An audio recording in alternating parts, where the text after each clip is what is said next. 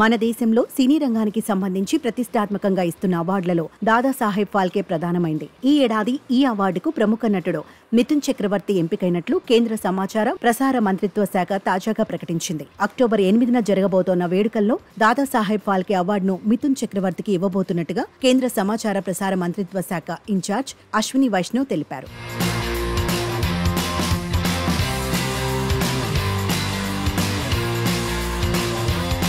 1976లో బెంగాల్లో మృగాయ అనే చిత్రంతో హీరోగా ఎంట్రీ ఇచ్చాడు. మొదటి సినిమాతోనే మిథున్ చక్రవర్తికి జాతీయ ఉత్తమ నటుడిగా అవార్డు అందుకున్నారు. హిందీ, బెంగాలీ, మరాఠీ, తెలుగు, తమిళ చిత్రాలలో నటించి మంచి గుర్తింపు తెచ్చుకున్నారు. ముక్తి, బన్సారీ, అమర్దీప్, ప్రేమ్ వివాహ్, భయానక్, డిస్కో డాన్సర్ చిత్రాలు నటుడిగా ఆయనకు మంచి గుర్తింపును తెచ్చిపెట్టాయి. ఐఎమ్ ఏ డిస్కో డాన్సర్ అనే పాటతో నేషనల్ వైడ్ గా గుర్తింపు తెచ్చుకున్నాడు. తెలుగులో గోపాల గోపాల చిత్రంలో నెగటివ్ రోల్లో నటించి మెప్పించారు. హీరోగా, విలన్ గా సపోర్ట్ క్యారెక్టర్ రోల్స్ లోనూ నటించి తనకంటూ ఒక ప్రత్యేక స్థానాన్ని ఏర్పాటు చేసుకున్నారు.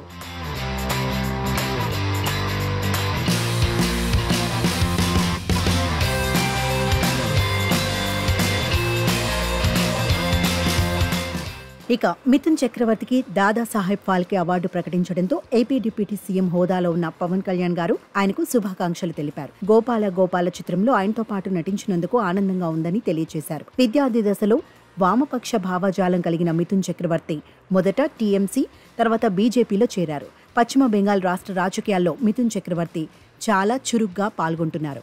ఇక నందమూరి బాలకృష్ణ కూడా మిథున్ చక్రవర్తికి శుభాకాంక్షలు తెలిపాడు. బాలయ్య కెరియర్ మొదట్లో వేరే బ్యానర్లో చేసిన మొదటి సినిమా డిస్కో కింగ్. ఈ చిత్రానికి ఒక విధంగా డిస్కో డాన్సర్ చిత్రమే ఇన్స్పిరేషన్ అని తెలిపాడు.